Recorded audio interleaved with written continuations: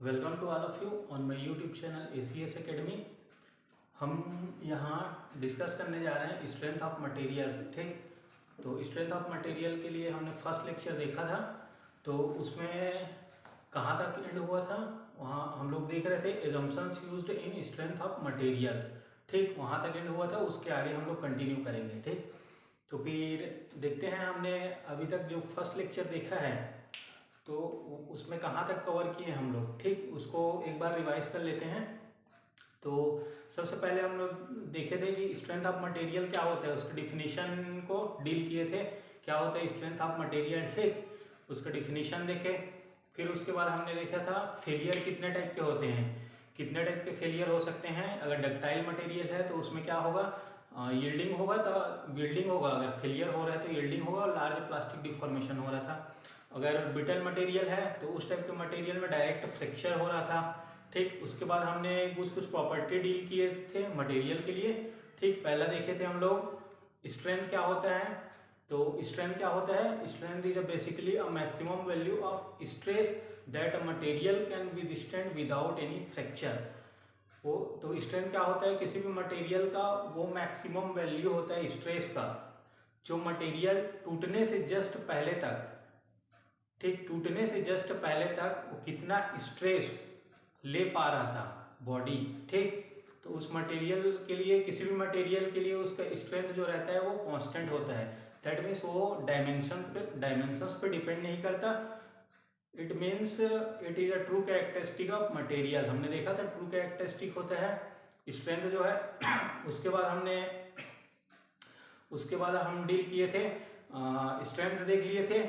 Stress जो है वो कांस्टेंट नहीं रहता था। स्ट्रेस जो है किसी भी पर्टिकुलर मटेरियल के लिए वो लोडिंग कंडीशन पे डिपेंड कर रहा था और पर्टिकुलर साइज पे डिपेंड कर रहा था मटेरियल का, तो स्ट्रेस डिफरेंट डिफरेंट हो रहा था। उसके बाद हम देखे थे उसके बाद हमने देखे थे डक्टिलिटी क्या होता है किसी भी मटेरियल का डक्टिलिटी क्या होता है। तो ऐसा मटेरियल जिसको हम लोग थिन वायर में कन्वर्ट कर पा रहे हैं, दैट मीन्स वो मटेरियल क्या होगा, डक्टाइल मटेरियल होगा। और उसके इस तरह की प्रॉपर्टी जो है वो क्या कहलाएगी, डक्टिलिटी। ठीक, और उसके बाद हम देखे थे ब्रिटलनेस क्या होता है ना। तो ब्रिटलनेस जस्ट अपोजिट होता है, that is the lack of ductility is known as brittleness. ठीक, तो ब्रिटल मटेरियल का एग्जांपल वगैरह भी डील कर लिए थे, क्या क्या होता है, कंक्रीट है, कास्ट आयरन है। डक्टाइल मटेरियल का एग्जांपल देखे थे हम लोग। अब उसके बाद हमने देखे थे एजम्पशंस जो यूज होता है स्ट्रेंथ ऑफ मटेरियल में। ठीक, तो उसमें हमने 6 एजम्पशंस देखे थे। फर्स्ट जो था, मटेरियल जो है हमारा, जो सेक्शन है या फिर मटेरियल बोल सकते हैं, वो कैसे रहना चाहिए, वो कंटिन्यूअस होना चाहिए and free from cracks. That means continuous होना चाहिए एंड डिफॉर्मेबल होना चाहिए। दैट मीन्स उसमें किसी भी तरह का वाइड नहीं होना चाहिए, क्रैक नहीं होना चाहिए हमारा मटेरियल। दैट मीन्स यूनिफॉर्म होना चाहिए। सेकंड हमने देखे थे कि मॉड्यूलस ऑफ मटेरियल जो है वो होमोजीनियस होना चाहिए और आइसोट्रॉपिक होना चाहिए। होमोजीनियस और आइसोट्रॉपिक कहने का मतलब उसको भी डील कर लिए थे हम लोग। होमोजीनियस कहने का मतलब है किसी भी कोई भी मटेरियल है, अगर उसका इलास्टिक प्रॉपर्टी किसी गिवन डायरेक्शन में अगर सेम है तो ऐसा मटेरियल क्या कहलाएगा, होमोजेनियस मटेरियल कहलाएगा। और आइसोट्रॉपिक को देखे थे तो आइसोट्रॉपिक क्या होता है, किसी भी पर्टिकुलर पॉइंट पे मटेरियल की प्रॉपर्टी जो है वो क्या होगा, सेम होगा इन ऑल डायरेक्शन, सभी डायरेक्शन में। ठीक, तो ये सेकंड पॉइंट देख लिए थे। थर्ड देखे थे हम लोग एजम्पशंस जो था वो मेंबर जो रहेगा वो क्या रहेगा, वेटलेस होगा। वेटलेस दैट मीन्स उसका सेल्फ वेट को कंसिडर नहीं करेंगे। ठीक, फोर्थ एजम्पशंस जो डील किए थे हम लोग, उसमें था material follows Hooke's law. That means material जो है वो कैसा होना चाहिए, stress is directly proportional to strain बोल रहा था, विद इन प्रोपोर्शनल लिमिट। ठीक, प्रोपोर्शनल लिमिट तक स्ट्रेस जो है वो डायरेक्टली प्रोपोर्शनल होना चाहिए स्ट्रेन के। दैट मीन्स हमारा जो स्ट्रेस स्ट्रेन कर्व बन रहा था वो कैसे बन रहा था, that is linear. This is linear, this is stress, this is strain. ठीक, हमारा स्ट्रेस स्ट्रेन कर्व इस तरीके से लीनियर बन रहा था। फोर्थ पैरामीटर था। पांचवा जो एजम्पशंस था दैट इज सुपरपोजिशन वैलिड, हमने देखे था। देखे थे कि सुपरपोजिशन क्या होता है, सुपरपोजिशन प्रिंसिपल क्या होता है। तो जैसे कॉम्प्लेक्स लोडिंग है उसके लिए हम लोग किसी भी पर्टिकुलर पॉइंट पे हमें शियर फोर्स निकालना है, मान के चलिए बेंडिंग मोमेंट कैलकुलेट करना है, रिएक्शन कैलकुलेट करना है, तो हम क्या करेंगे, उस कॉम्प्लेक्स लोडिंग को हम लोग इंडिविजुअल कंसिडर करेंगे। उसके बाद उस इंडिविजुअल के लिए कितना शियर फोर्स आ रहा है, बेंडिंग मोमेंट आ रहा है, पर्टिकुलर पॉइंट पे रिएक्शन कितना हो रहा है, इन सबको सम करेंगे तो हमें टोटल जो कॉम्प्लेक्स लोडिंग जो है उस पर हम लोग को क्या बता देगा, शियर फोर्स, बेंडिंग मोमेंट और रिएक्शन की वैल्यू बता देगा। तो ये बोलता है सुपर पोजिशन प्रिंसिपल जो है वो सॉम में वैलिड होता है। उसके बाद 6 पॉइंट हम लोग देख रहे थे, that is the effect of true stress and true strain is neglected. Okay, तो हम लोग यहीं तक देखे थे, उसके बाद वो वीडियो क्या हो गया था, एंड हो गया था। ठीक, तो यहाँ से हम लोग कंटिन्यू करेंगे।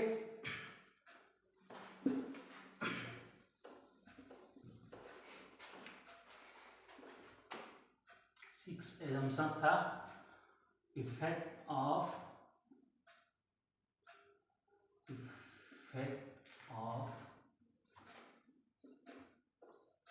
True stress and true strain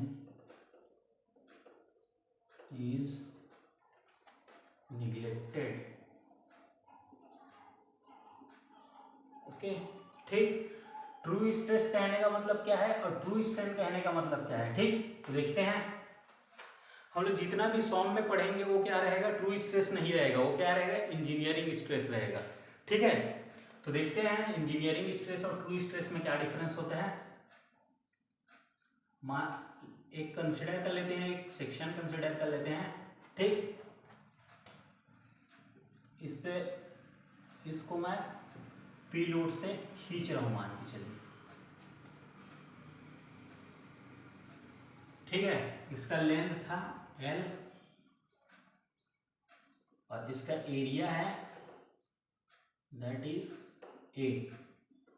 ठीक, इस मटेरियल को क्या करूंगा, मैं खींच रहा हूं दोनों साइड से पकड़ के। ठीक, पी फोर्स से खींच रहा हूं, तो ये मटेरियल क्या होगा, कुछ इस तरीके से डिफॉर्म होगा,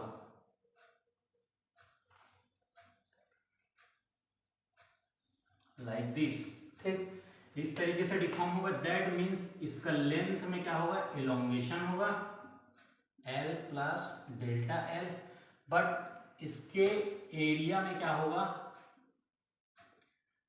एरिया क्या हो जाएगा एक साइड से लंबा हो रहा है तो वॉल्यूम कांस्टेंट है, तो एक साइड से अगर लंबा हो रहा है तो दूसरे साइड से क्या होगा, वो कम हो जाएगा, शॉर्टनिंग होगा, that means A minus delta A ये होगा। ठीक, तो हम लोग जो इंजीनियरिंग स्ट्रेस जो लिखते हैं, इंजीनियरिंग स्ट्रेस क्या होता है, engineering stress is equal to, engineering stress is equal to क्या होता है, लोड डिवाइडेड बाय जो इनिशियल एरिया था वो लेंगे, इनिशियल एरिया। ठीक, इनिशियल एरिया जो बिफोर लोडिंग था वो वाला एरिया कंसिडर करेंगे इस केस में, तो दैट इज क्या हो जाएगा, ये load P upon initial area क्या है उसका, A, इनिशियल एरिया, इसको कंसिडर करके चलेंगे। ठीक, इंजीनियरिंग स्ट्रेस हो गया। अब देखते हैं ट्रू स्ट्रेस क्या होता है। True stress, true stress is equal to load upon, ये इनिशियल एरिया है, यहां पे क्या लेंगे, एक्चुअल एरिया, एक्चुअल एरिया। ठीक, तो ये क्या हो जाएगा, load per unit, actual area क्या हो जाएगा, A माइनस डेल्टा A। ठीक, तो यहां से हमें देखने को मिल रहा है, देखते हैं इंजीनियरिंग स्ट्रेस ज्यादा है कि ट्रू स्ट्रेस। ठीक, अपन कौन सा कंसिडर करके चलते हैं, इंजीनियरिंग स्ट्रेस चलते हैं, ट्रू स्ट्रेस को निग्लेक्ट कर दिया जाता है। ठीक, तो क्या होगा, देखते हैं कौन सा टर्म ज्यादा होगा। तो यहाँ पे A जो है area A is greater than A minus delta A minus delta A, that means ये वैल्यू जो एरिया स्टार्टिंग में जो एरिया था वो ज़्यादा होगा, बाद में लोड अप्लाई होने के बाद जब डिफॉर्मेशन हुआ तब एरिया थोड़ा सा कम हो जाएगा, ठीक। तो ए की ए ज़्यादा होगा ए माइनस डेल्टा एस है। तो इस केस में क्या हुआ, ए का वैल्यू ज़्यादा है, ठीक। ए ज़्यादा होने के कारण से हमारे इंजीनियरिंग स्ट्रेस क्या आएगा, कम आएगा, ठीक। इस केस में ए माइनस डेल्टा क्या है, कम है, तो इस केस में ट्रू स्ट्रेस क्या होगा, ज़्यादा होगा, ठीक।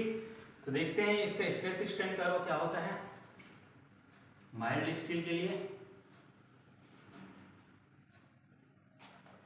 This is strain E and this is stress sigma, ठीक। तो माइल्ड स्टील के लिए कैसे बनता है स्ट्रेस स्ट्रेन कर्व,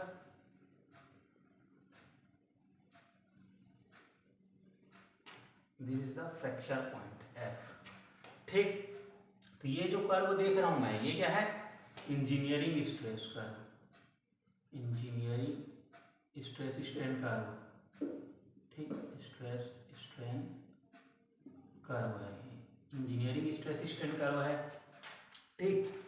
अब इस केस में देखूंगा ट्रू स्ट्रेस के, तो ये कैसे बनेगा, एक्चुअल में ये वैल्यू क्या है, ज़्यादा आ रहा है, तो ये यहाँ से कुछ इस तरीके से, that is F, this is the failure point, और ये जो कर्व होगा ये होगा ट्रू स्ट्रेस के लिए, ट्रू स्ट्रेस के लिए कर्व होगा ये वाला, ठीक।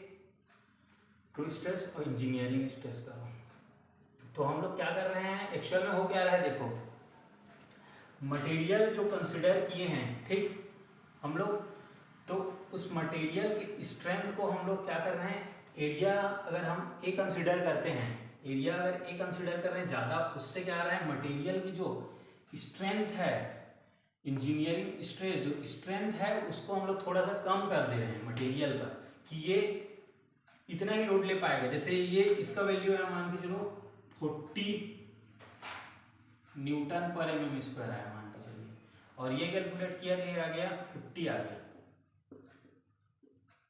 ठीक। तो ये कम है और ये ज़्यादा है, तो मटेरियल की स्ट्रेंथ को मैं क्या कर दिया, कम कर दिया, कि इसमें इतना ही स्ट्रेस आ सकता है करके।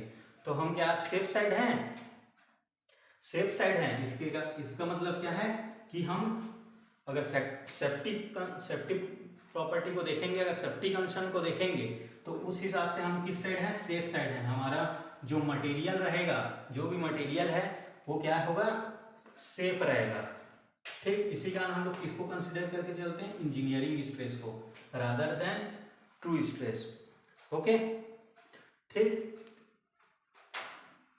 उसके बाद नेक्स्ट एग्जाम्पल्स देखते हैं।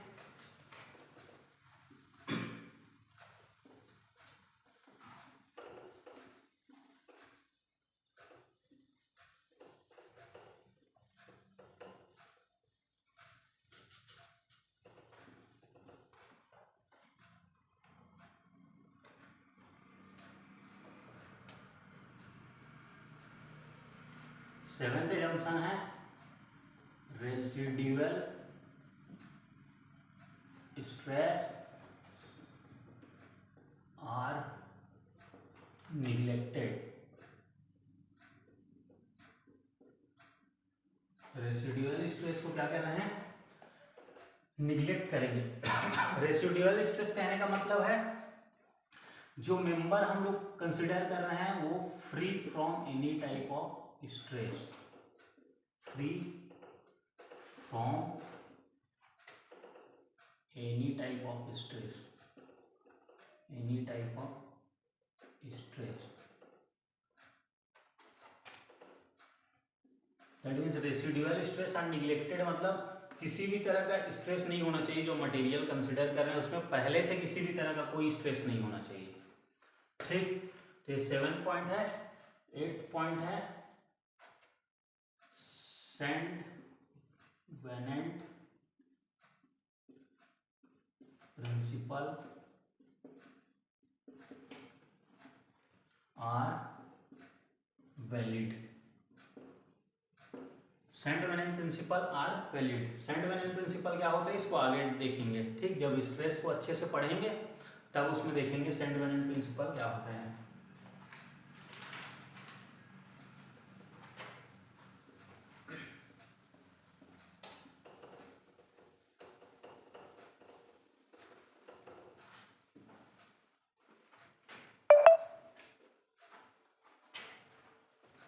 नेक्स्ट देखते हैं हम लोग फैक्टर ऑफ सेफ्टी क्या होता है।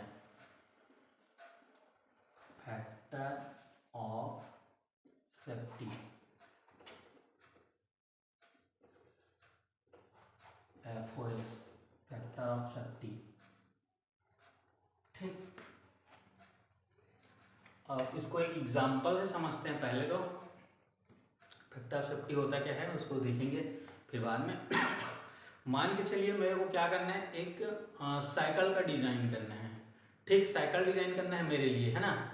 तो मेरा वेट मान के चलिए 70 kg 68 kg है, बट आप मतलब उसको वो कर लीजिए अप्रोक्स, मतलब 70 kg मान के चलते हैं, ठीक।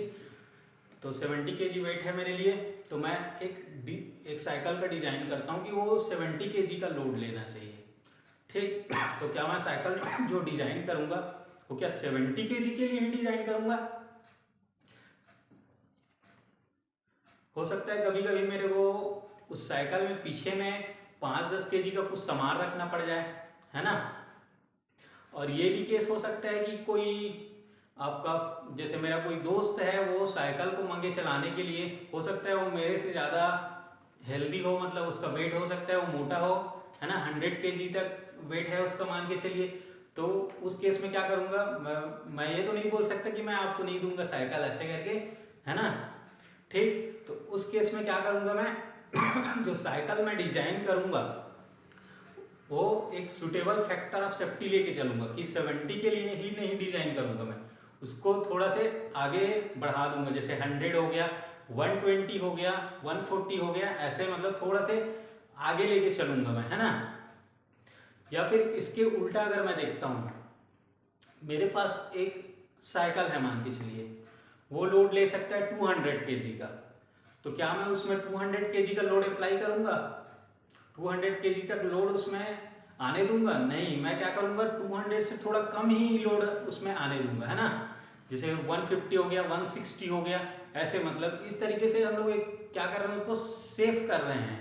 हमारा मटेरियल जो है, जो सेक्शन होगा वो क्या होना चाहिए, सेफ होना चाहिए अगेंस्ट फेलियर, ठीक। तो उसके लिए एक टर्म आता है that is factor of safety, ठीक। तो डक्टाइल मटेरियल में फैक्टर ऑफ सेफ्टी क्या होता है और ब्रिटल मटेरियल के लिए क्या होगा ये देखते हैं आगे।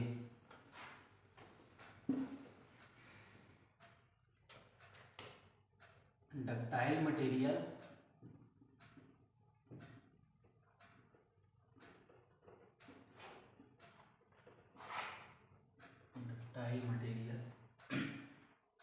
ठीक, इधर ब्रिटल मटेरियल लिख देते हैं, ब्रिटल मटेरियल, ठीक। डक्टाइल मटेरियल इसमें हम लोग लेते हैं मान के चलिए माइल्ड स्टील, ठीक। वेरी कॉमन एग्जांपल है माइल्ड स्टील डक्टाइल मटेरियल के लिए। इसमें है कंक्रीट, ठीक। इसके लिए स्ट्रेस स्ट्रेन का होगा कैसे बनेगा,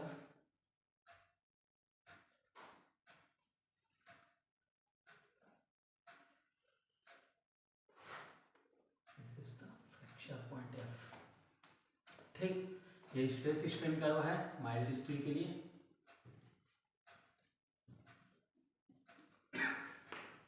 ये माइल्ड स्टील के लिए स्ट्रेस स्ट्रेन कर्व हो गया। ब्रिटल मटेरियल जैसे कंक्रीट के लिए देखूंगा तो इसके लिए स्ट्रेस स्ट्रेन कर्व कुछ इस तरीके से बनेगा, डायरेक्ट फ्रैक्चर विदाउट इंडिकेशन, ठीक। This is modulus of elasticity E या फिर यंग मॉड्यूलस। तो क्या होगा डक्टाइल मटेरियल में हमें क्या देखने को मिलता है, this is the yield point, this is the lower yield point, this is upper yield point. तो जो लोअर यील्ड पॉइंट के करस्पॉन्डिंग जो स्ट्रेंथ, जो स्ट्रेस का वैल्यू मिलता है वो कहलाता है यील्ड स्ट्रेस। ठीक, दिस इज यील्ड स्ट्रेस। ठीक, FY ductile material mild steel के लिए हमें क्या देखने को मिलता है, यील्ड स्ट्रेस मिल रहा है, यील्ड प्लेट्यू, ये कहलाता है यील्ड प्लेट्यू। ठीक, but in case of brittle material हमें किसी भी तरह का कोई यील्ड स्ट्रेस वगैरह देखने को नहीं मिलता, डायरेक्ट हमारा मटेरियल इस पॉइंट पे टूट रहा है। ठीक, एफ पे फ्रैक्चर हो रहा है और इस पॉइंट के पास जो स्ट्रेस का वैल्यू होगा वो होगा that is ultimate stress, ultimate या फिर maximum stress, maximum stress, ultimate stress या फिर मैक्सिमम स्ट्रेस। ठीक, तो इसके लिए फैक्टर ऑफ सेफ्टी का डिफिनीशन अगर लिखूंगा, अगर फैक्टर ऑफ सेफ्टी तो क्या हो जाएगा, डक्टाइल मटेरियल के लिए factor of safety is equal to yield stress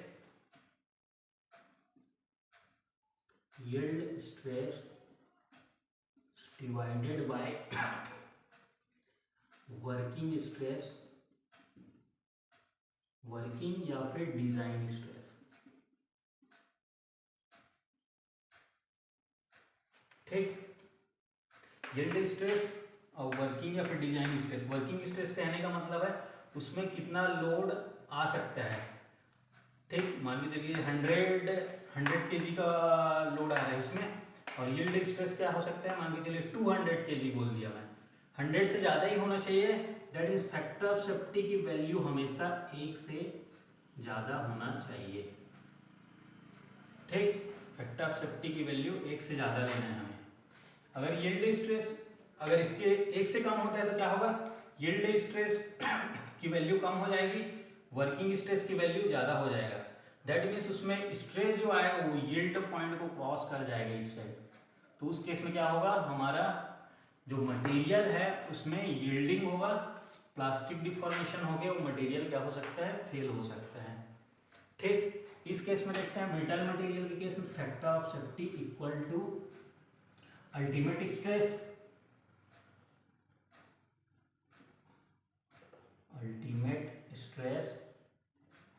divided by working या फिर डिजाइन स्ट्रेस, ठीक, फैक्टर ऑफ सेफ्टी हो जाएगा, factor of safety equal to FU divided by working या फिर डिजाइन। ठीक, इस केस में भी वैसी FY अपॉन FW या फिर FD। ठीक, तो ये हो गया फैक्टर ऑफ सेफ्टी। ठीक, आगे चलते हैं।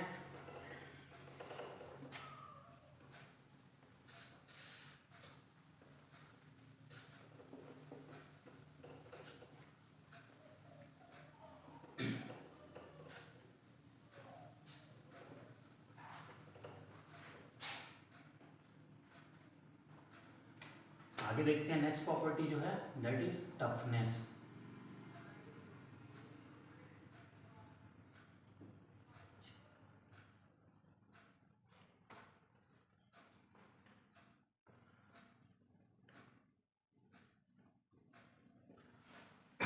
टफनेस क्या होता है, मान के चलिए कोई मटेरियल है मेरे पास। ठीक, एक मटेरियल है, ठीक, ये कोई भी हो सकता है, किसी भी टाइप का मटेरियल है, मान के चलिए इसको मेरे को तोड़ना है। ठीक, इसको तोड़ने के लिए मेरे कितना एनर्जी लगाना पड़ रहा है। ठीक, तो इसको तोड़ूंगा, ये कब टूटेगा, जब ये एनर्जी एब्जॉर्ब नहीं कर पाएगा, है ना। एक लिमिट से जब ये एनर्जी जो है उस लिमिट से बाहर हो जाएगा तो ये मटेरियल क्या हो जाएगा, टूट जाएगा, है ना। तो दैट इज टफनेस। ये कितना एनर्जी एब्जॉर्ब कर पा रहा है बिफोर फ्रैक्चर, कोई मटेरियल कितना एनर्जी एब्जॉर्ब कर पा रहा है बिफोर फ्रैक्चर या फिर up to the fracture point, then this property is known as toughness of the material. ठीक, इसका डिफिनीशन लिख लेते हैं।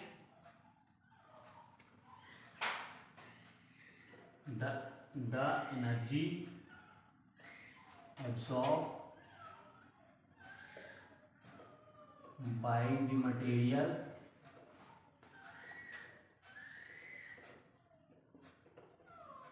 the energy absorbed by the material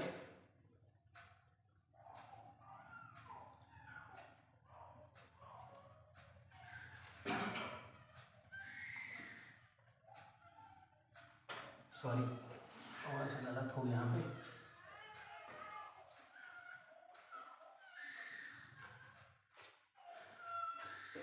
the energy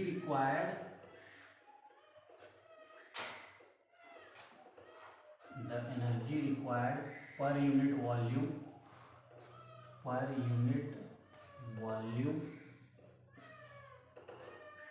the energy required per unit volume to fracture the material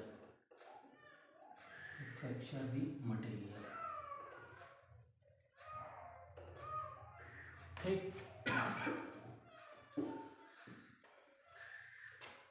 toughness, किसी भी material का toughness ये किसके साथ डील करता है? That is for it deals with impact loading.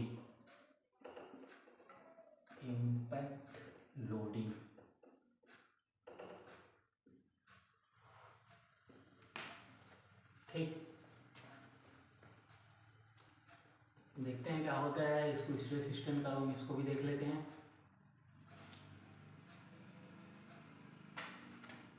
Mild steel का stress strain करो,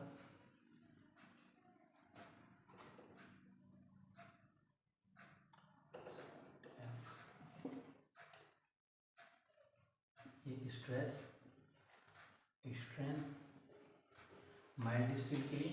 तो ये यहाँ पे जाके टूट रहा है ना, तो इसमें कितना एनर्जी एब्जॉर्ब हो रहा है? ये जो एरिया है, दिस एरिया, ये रिप्रेजेंट करता है कितना एनर्जी रिक्वायर्ड है पर यूनिट वॉल्यूम में टू फ्रैक्चर द मटेरियल। किसी भी मटेरियल को तोड़ने के लिए कितना एनर्जी की जरूरत है। ठीक, तो ये होता है हार्ड टफनेस। ठीक, अब एक कंपैरिजन कर लेते हैं। थोड़ा सा इसको मिटा देता हूँ मैं। इसी में मैं क्या बनाता हूँ, ये है माइल्ड स्टील के लिए, mild steel bar, mild steel या फिर Fe250 के लिए। ठीक, अब मैं हाई स्ट्रेंथ स्टील का इसी में प्लॉट करता हूँ। हाई स्ट्रेंथ स्टील का स्ट्रेस स्ट्रेन का, तो इसके लिए कैसे बनेगा? हाई स्ट्रेंथ स्टील का इस तरीके से बनेगा। This is the fracture point. ठीक, इस केस में क्या हो रहा है? इस केस में कितना एनर्जी, मतलब इसकी टफनेस क्या होगी? इस पॉइंट तक रहेगा इसका टफनेस। ठीक, यहाँ से हम लोग को क्लियरली क्या पता चल रहा है? माइल्ड स्टील ठीक, इसका टफनेस ज़्यादा है हाई स्ट्रेंथ स्टील से। High strength steel. ठीक, सेम अगर डक्टिलिटी की बात करूंगा तो माइल्ड स्टील जो है, इसमें लार्ज प्लास्टिक डिफॉर्मेशन हो रहा है माइल्ड स्टील में। तो माइल्ड स्टील क्या है? इसकी डक्टिलिटी माइल्ड स्टील की ज़्यादा होगी। माइल्ड स्टील की डक्टिलिटी ज़्यादा होगी as compared to high strength steel. High strength steel. ठीक, एक टफनेस के लिए है, टफनेस के लिए, और एक डक्टिलिटी के लिए। ठीक, ये चीज़ याद रखना है। ऑब्जेक्टिव में मतलब कुछ भी क्वेश्चन पूछा जा सकता है कि हाई स्ट्रेंथ स्टील की टफनेस माइल्ड स्टील से ज़्यादा है कि कम है, ऐसे टाइप का कुछ भी स्टेटमेंट बना के क्वेश्चन पूछा जा सकता है। ठीक, ये चीज़ याद रखना है।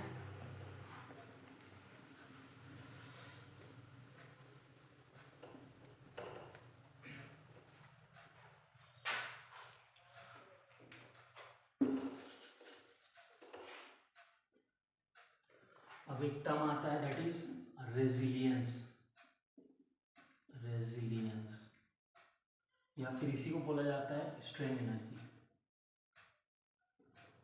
Strain energy.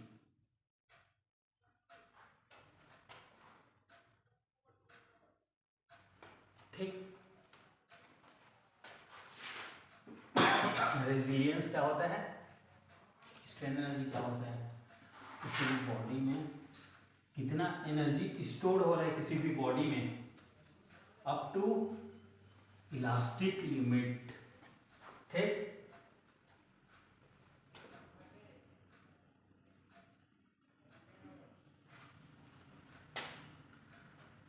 अगर मैं लोड और डिफ्लेक्शन के रिस्पेक्ट में कर्व ड्रॉ करता हूँ, load deflection that is delta and this is load that is P, इन दोनों के बीच that is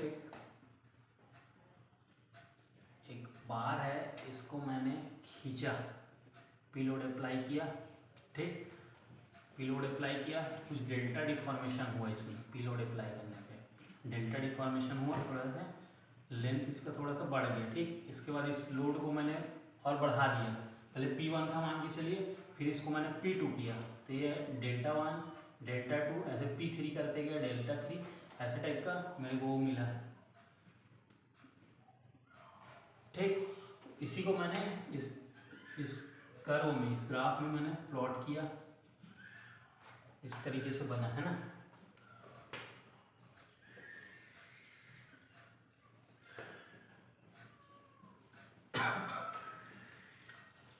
ये लोड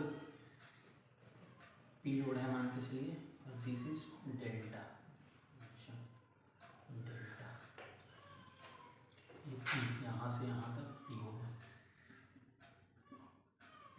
ठीक, तो ये एरिया क्या होता है, this area is area of the triangle, area of triangle is equals to resilience, या फिर इसी को बोला जाता है स्ट्रेन एनर्जी, स्ट्रेन एनर्जी। ठीक, which is equals to half into, triangle का एरिया क्या होता है, half into P into delta, half into P into delta.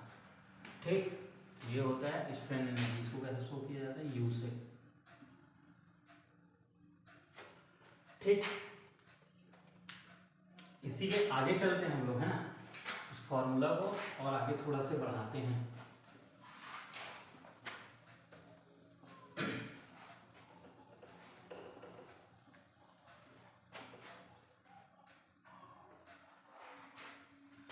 क्या मिला था, U equal to half into P into delta. ठीक, यहाँ डेल्टा क्या था, डिफॉर्मेशन था, और P क्या है, लोड है, U स्ट्रेन एनर्जी। और एक पता था हुक्स लॉ क्या होता है, हम लोग डिस्कस किए थे, हुक्स लॉ क्या होता है, stress is directly proportional to strain, stress is directly proportional to strain. ठीक, up to proportional limit, sigma is proportional to E था स्ट्रेन, सिग्मा, अभी लिमिट ऑफ प्रोपोर्शनलिटी को जब हटाऊंगा तो एक इलास्टिक कांस्टेंट आएगा, that is E, Young modulus E. तो यहाँ से क्या आ जाएगा, sigma upon E equal to E मिला था मेरे को। ठीक, और मेरे को क्या पता है, stress sigma equal to load upon area होता है, ये पता है। ठीक, स्ट्रेन क्या होता है ये देखते हैं। स्ट्रेन को डिफाइन किया गया है, change in length, change in length upon original length.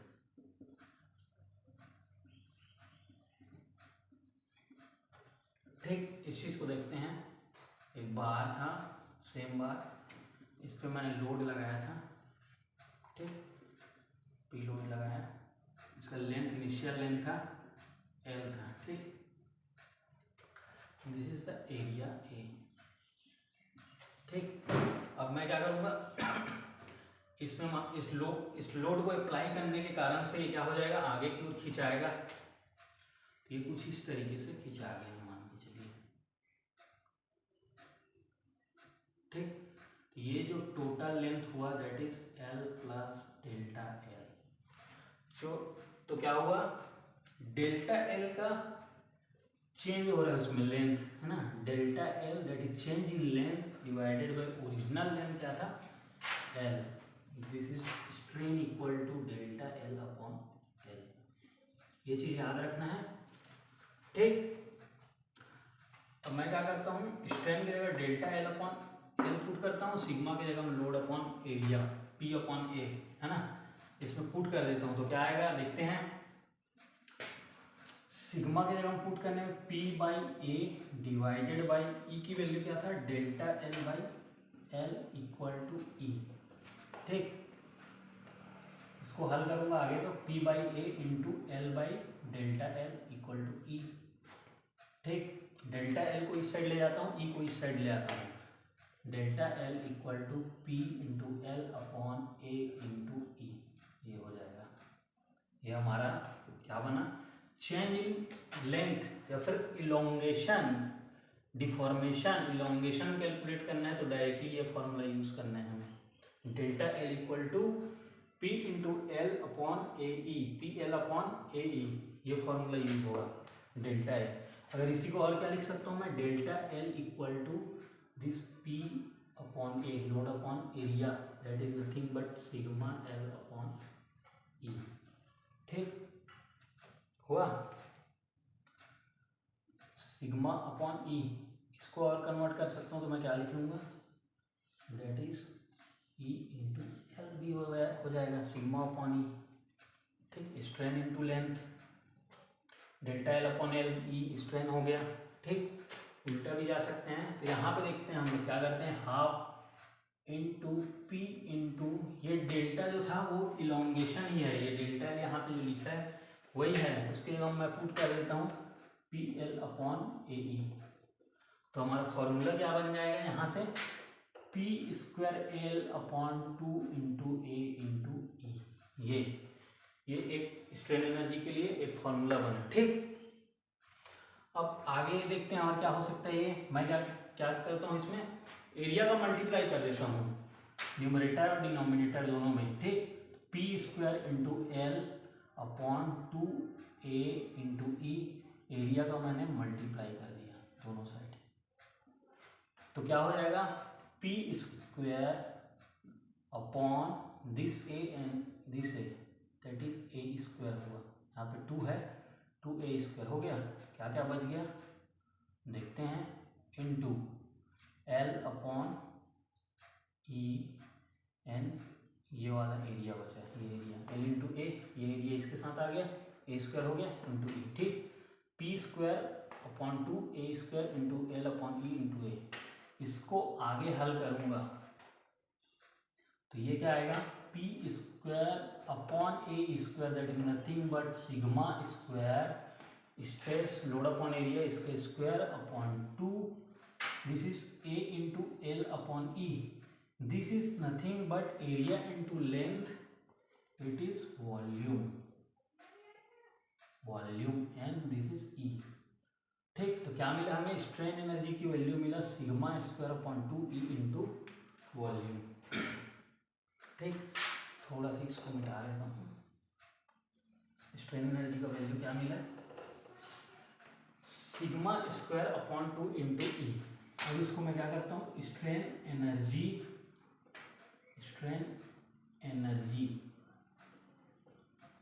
U is equals to sigma square upon 2 into E into volume. ठीक, अब मैं क्या करता हूँ, स्ट्रेन एनर्जी पर यूनिट वॉल्यूम करके देखता हूँ। तो क्या हो जाएगा, स्ट्रेन एनर्जी पर unit volume is equal to sigma square upon 2 into E, and this is known as modulus of resilience, modulus of resilience।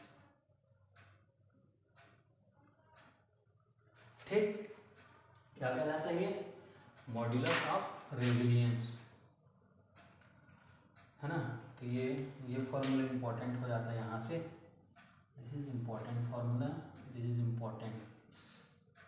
ठीक, अगर ये सिग्मा के जगह में अगर मैं वाई पुट करूँगा, ठीक, वाई पुट करता हूँ, अगर सिग्मा वाई पुट करूँगा, ये है, अगर मैं यील्ड स्ट्रेस तक गया इस पॉइंट तक, तो ये क्या होगा? सिग्मा वाई के बराबर होगा।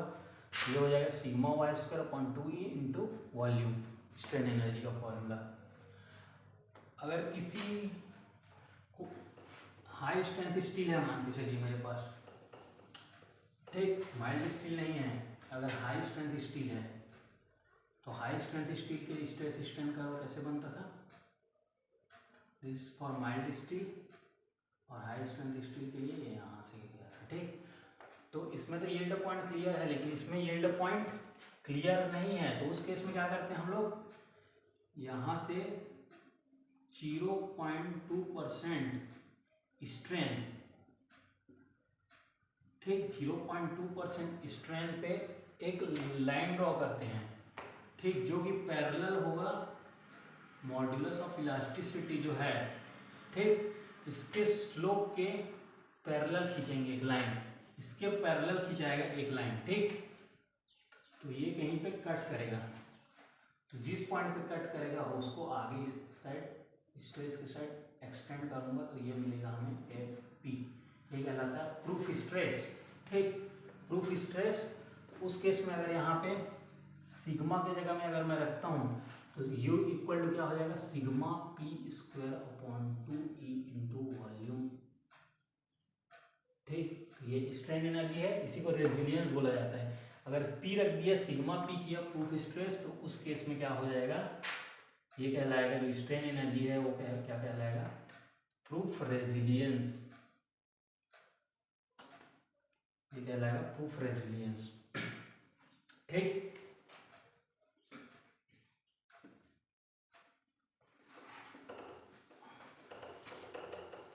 अब आगे देखते हैं, आगे डील करेंगे क्रीप क्या होता है। नेक्स्ट प्रॉपर्टी,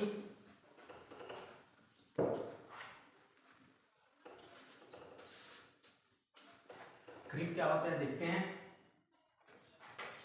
क्रीप, ठीक,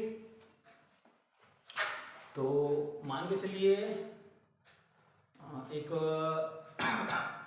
स्ट्रक्चर है मान के चलिए, ठीक, उसको एक बीम है, उसको बहुत लंबे समय तक उसमें लोडिंग आ रहा है उसके खुद का सेल्फ वेट के कारण से, और बहुत देर तक, बहुत दिन तक रखा हुआ है, मतलब साल 2 साल ऐसे, तो उसमें क्या होगा? सेल्फ वेट के कारण, दैट मीन्स लोड वहाँ पे कांस्टेंट है, उस कारण से उसमें डिफॉर्मेशन होगा आफ्टर अ लॉन्ग टाइम, ठीक। तो उस टाइप की इफेक्ट जो रहता है उसको बोलते हैं क्रीप, ठीक। तो क्या हो रहा है एक्चुअल में? This is load and this is deflection, ठीक। तो स्टार्टिंग में लोड के साथ डिफ्लेक्शन हुआ कुछ, उसके बाद ये कांस्टेंट हो रहा है ना। कांस्टेंट लोड पे जो डिफॉर्मेशन होता है, कांस्टेंट लोड पे जो डिफॉर्मेशन होता है वो क्या कहलाता है? क्रीप। कांस्टेंट लोड पे जो डिफॉर्मेशन होगा वो कहलाएगा क्रीप, ठीक। ये किन किन चीजों पर डिपेंड करता है क्रीप? ये डिपेंड करता है temperature,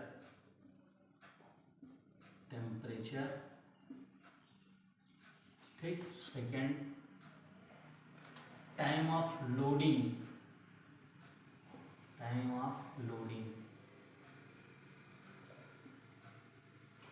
intensity of load intensity,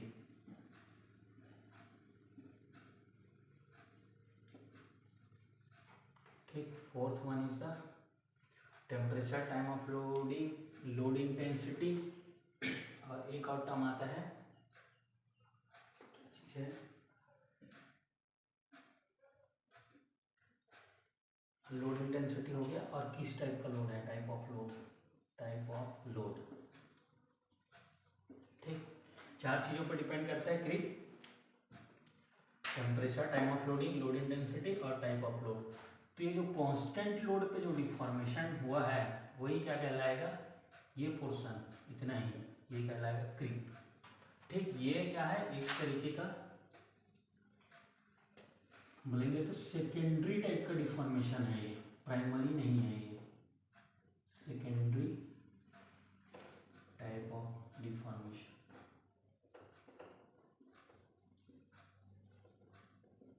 that is this is the permanent deformation है क्रीप। अब देखते हैं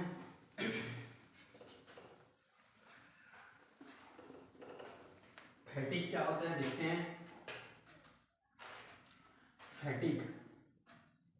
फैटिग एक टाइप का फेलियर है।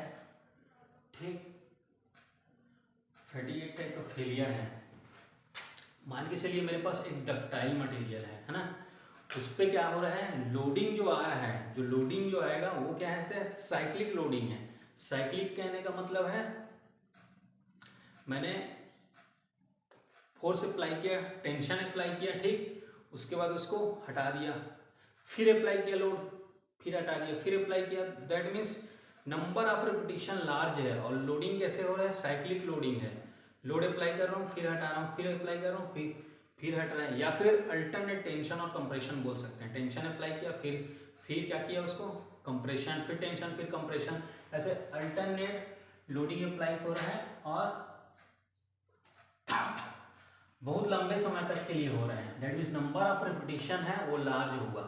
ठीक, तो मेरा मटेरियल अगर डक्टाइल मटेरियल भी है तो उसमें ब्रिटल फ्रैक्चर देखने को मिलेगा। दैट मीन्स किसी भी तरह का कोई इंडिकेशन नहीं मिलेगा मेरे को, किसी भी तरह का कोई यील्डिंग, परमानेंट डिफॉर्मेशन नहीं होगा।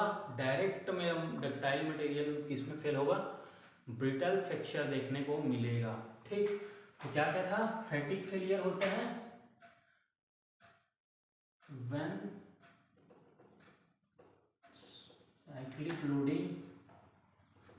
cyclic loading takes place। ठीक, साइक्लिक लोडिंग टेक्स प्लेस, या फिर बोल सकते हैं इसको स्ट्रेस रिवर्सल, अल्टरनेट टेंशन और कंप्रेशन, स्ट्रेस रिवर्सल केस, ये हो सकता है। सेकेंड क्या चीज बोला था, व्हेन साइक्लिक लोडिंग अप्लाई हो रहा है, और सेकेंड बोला था मैं when the number of repetition are large, when number of repetition are large, number of repetition are large,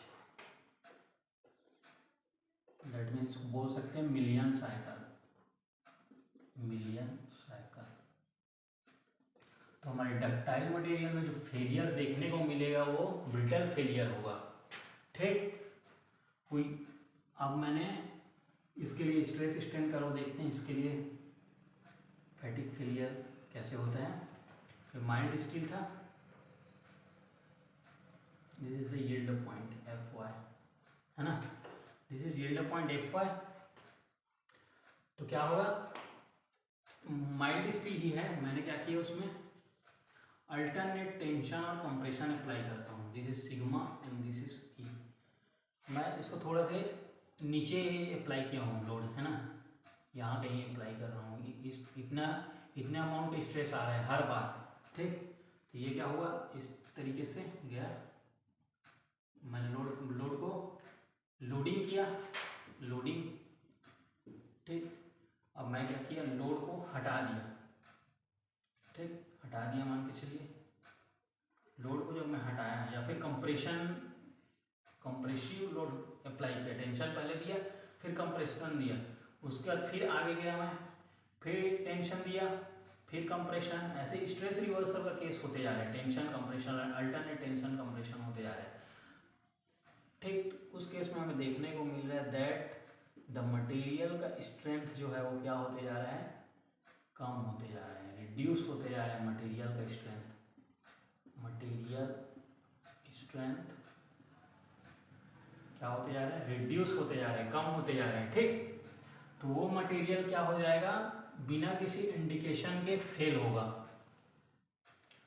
ठीक, डक्टाइल मटेरियल में ब्रिटल फ्रैक्चर देखने को मिलेगा हमें, तो इस चीज़ को अवॉइड करना है मेरे को। तो मैं क्या करूँगा, एक लिमिट आता है, एक लिमिट दिया गया, एक पॉइंट है, that is the endurance limit. Okay, ये पॉइंट है एंड्योरेंस लिमिट, मान के चलिए एंड्योरेंस लिमिट, एंड्योरेंस लिमिट। ठीक, अगर लोड को मैं इसके इस फैटिक फेलियर से अगर मेरे को बचना है ना, मटेरियल को बचाना है फैटिक फेलियर से, तो मैं लोड को इससे नीचे ही, मतलब उस मटेरियल में लोड जो है मैं इससे नीचे ही रखूँगा, इससे कम रखूँगा। तो ये Fy की वैल्यू माइल्ड स्टील के लिए क्या होता है, 250 न्यूटन पर mm स्क्वायर। ठीक, 250 न्यूटन पर mm स्क्वायर होता है। एंड्योरेंस लिमिट पे वैल्यू कितना होता है स्ट्रेस का, दैट इज 181 न्यूटन पर mm स्क्वायर, ये होता है एंड्योरेंस लिमिट। इससे नीचे ही अप्लाई करना है मेरे को लोड। अगर साइक्लिक लोडिंग आ रहा है, उसमें स्ट्रेस रिवर्सल का केस हो रहा है, तो इससे नीचे ही मैं क्या करूँगा, मेरे लोड को इससे कम ही रखूँगा, ताकि फैटिक फेलियर से मेरा मटेरियल जो है वो बचा रहे। ठीक, ये जो क्वेश्चन है ये सब मतलब ऑब्जेक्टिव टाइप क्वेश्चन में दे सकता है, डायरेक्टली डेफिनेशन वगैरह लिख देगा, when cyclic loading takes place, या फिर स्ट्रेस रिवर्सल केस है और नंबर ऑफ रिपीटिशन लार्ज है, तो ये किस टाइप का फिनोमिना है ऐसे बोल देगा। तो इसमें ऑप्शन दे देगा, फैटिक हो गया, और कुछ कुछ ऑप्शन देगा, प्लास्टिक डिफॉर्मेशन वगैरह, कुछ भी ये ऑप्शन दे सकता है आपको। आपके कॉन्सेप्ट जो है वो क्लियर होना चाहिए, बेसिक कॉन्सेप्ट क्लियर होना चाहिए, ताकि क्वेश्चन कैसा भी आए बन जाएगा, आपसे करते बनेगा आराम से, टेंशन नहीं है उसमें। ठीक, उसके बाद स्ट्रेस कंसंट्रेशन क्या होता है वो देखते हैं, छोटा सा टर्म है।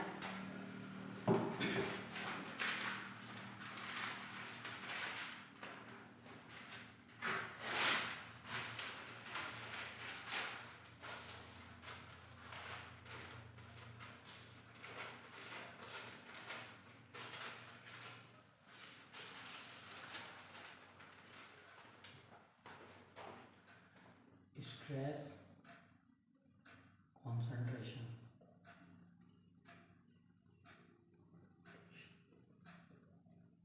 ठीक,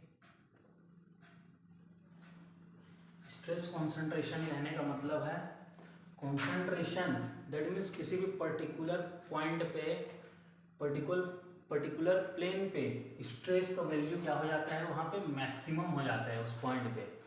ठीक, क्यों होता है, हो सकता है वहाँ पे हमारा जो मटेरियल, जो सेक्शन जो कंसिडर किए हैं, जो एलिमेंट है वो यूनिफॉर्म नहीं है। ठीक, उसमें वाइड हो सकता है, क्रैक हो सकता है। ठीक, तो लेट सपोज एक वो कंसिडर करते हैं, एक प्लेट है, थिन प्लेट, क्या है यहाँ पे सेंटर के पास होल है एक। ठीक, ये होल है, ये होल है, ये मेरा पूरा प्लेट है और ये होल है ना, इतना काट के अलग कर दिया गया प्लेट का। ठीक, ये थिन प्लेट है। अब इसमें क्या अप्लाई किया, मैं लोड अप्लाई करता हूँ, पी लोड। ठीक, पी लोड अप्लाई करता हूँ, इसके लिए this is the width B. ठीक, इस पॉइंट पे देखूंगा तो विड्थ क्या है, मान के चलिए ये क्या है, डी है, तो ये क्या हो जाएगा, ये जो लेंथ होगा यहाँ से इसको हटा दूंगा तो दैट इज ये जो होगा विड्थ बी माइनस टी।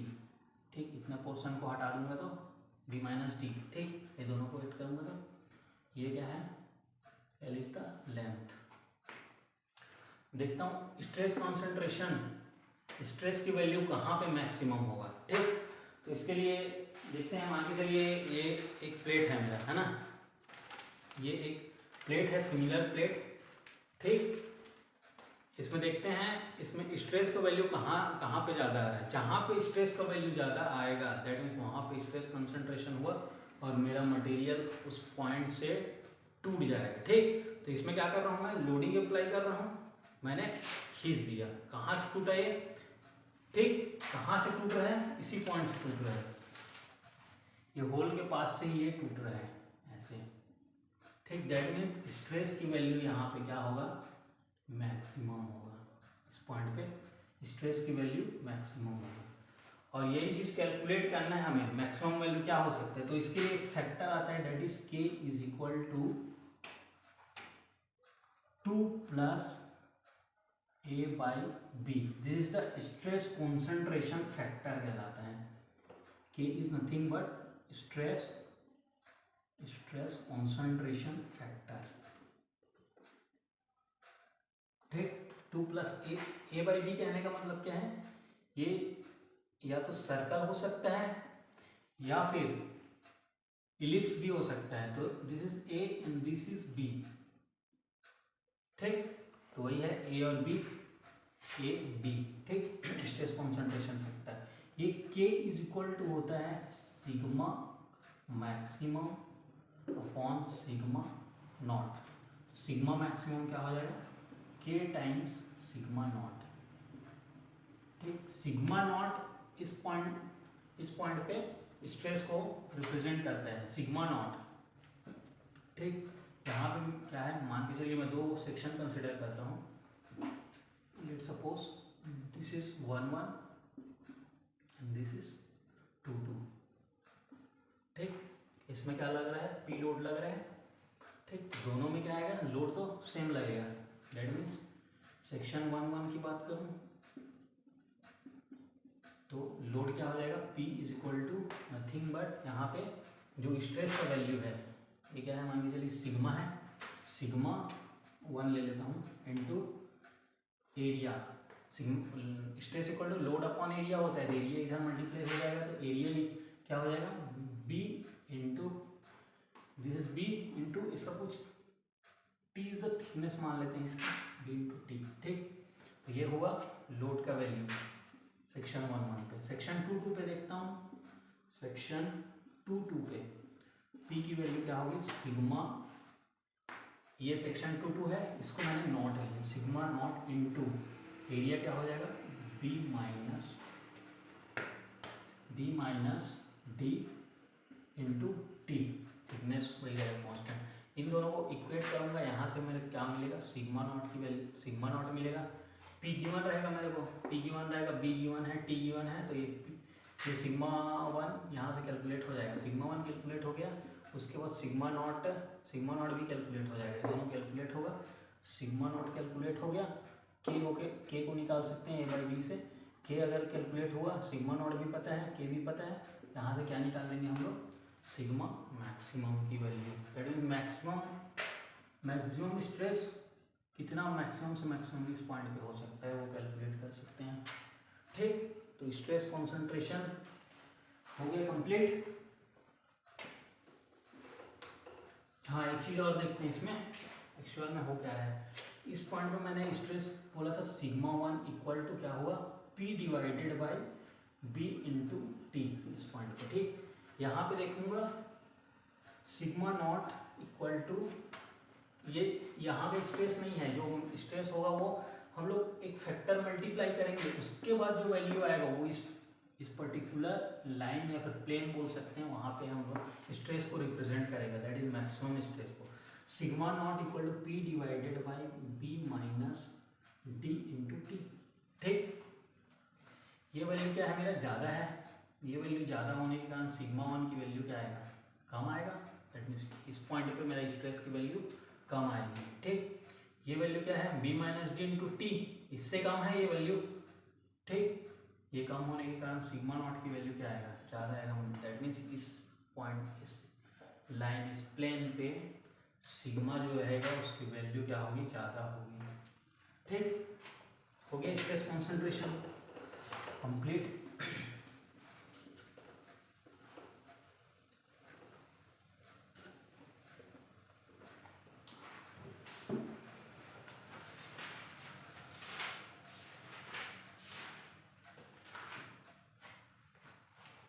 तो thank you so much for watching my video lecture.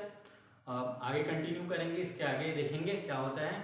ठीक, तो फिर अगर आपको मेरा लेक्चर अगर अच्छा लगा होगा, पढ़ाने का तरीका अच्छा लगा होगा, तो मेरे चैनल को सब्सक्राइब कर लेना और मेरे वीडियो लेक्चर को लाइक करना। ठीक, थैंक यू सो मच।